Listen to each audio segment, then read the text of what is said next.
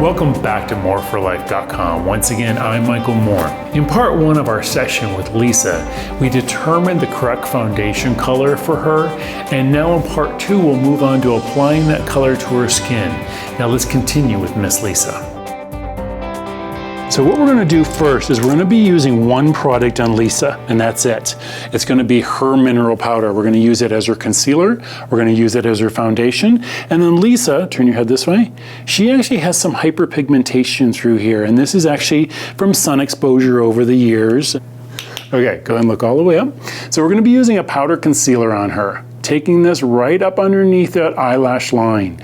Lisa has a pretty even tone to her skin, which is really nice, but right around her eyes is a little pink. She's suffering from some allergies today, and it's probably a little bit more pink today than it usually is, right? Yes. Okay.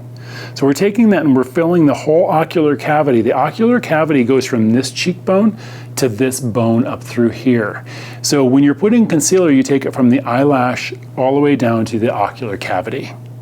So just look at the difference, how much brighter that is. I'll turn that way, and look at the brightness that that does. And what I love about this is, once again, if she's just with her boyfriend or she's out on a business, you know, something really kind of casual, she could just do this and not have to do a lot of foundation all over the rest of the face. We're gonna wait and we're gonna attack the spots after we put the powder foundation on her face. So we're gonna be using a powder foundation brush, or some people will call them kabuki brushes. So it's just a short little squatty brush.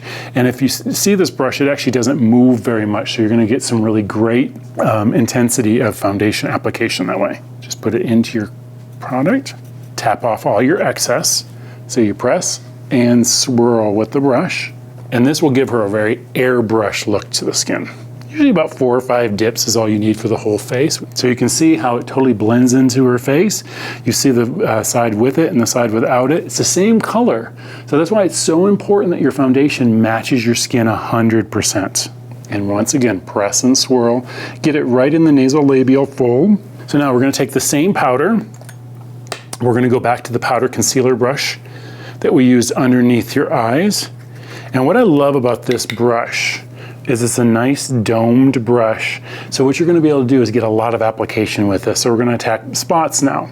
You can still see the spots in a very light way. Now you're going to go into it. Pressure will always build coverage. Always.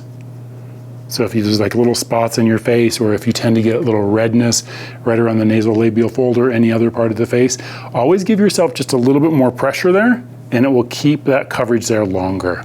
As you notice right now, where the spot is, it actually looks a little cakey. You want to keep that coverage there, because we're going to be applying blush and everything over top of this.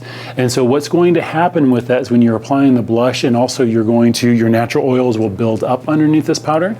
So probably by the time we're done with this application, she won't even look powdery at all.